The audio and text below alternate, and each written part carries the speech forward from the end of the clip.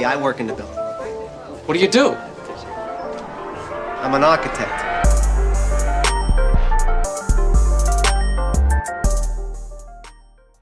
It's the architect, and Dominic Breazeale was a punching bag. Congrats to Anthony Joshua for pulling off the win.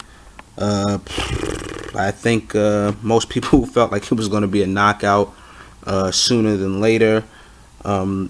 Knockout win for Anthony Joshua. And that's what it was. I mean, it stretched a little bit further than I think a lot of people would have thought. You know, I figured he'd get him out of there between 3 and 5.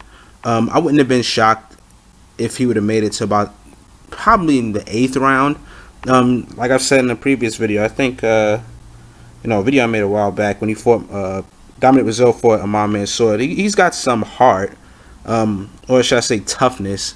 He's a little durable, but yeah, it just wasn't a shocking outcome. You know, he didn't put up enough resistance. That was the key thing in this fight. Anthony Joshua never had to, overly exert himself. You know, a guy with that little, well, both of them are pretty, don't have a whole lot of experience on the professional ranks, but, when a guy is, still early in his career and as big and as muscular as Anthony Joshua is, you got to make him work.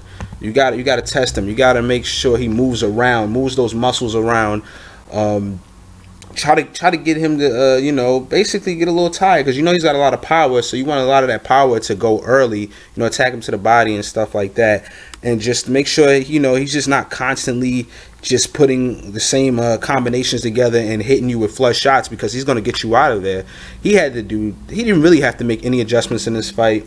After a while, I felt like he kind of just wanted to get some rounds in. Anthony Joshua just was putting some combos together. Breazeale wasn't just falling as easy as the last guy he fought. I won't even mention his name, but he was able to stand in there and take some tough shots. But it seemed like Anthony Joshua just was going through the motions, collected some rounds, and yeah, enough with that, man. Anthony Joshua, like I said before, is a budding. He's a star already, but he has superstar potential.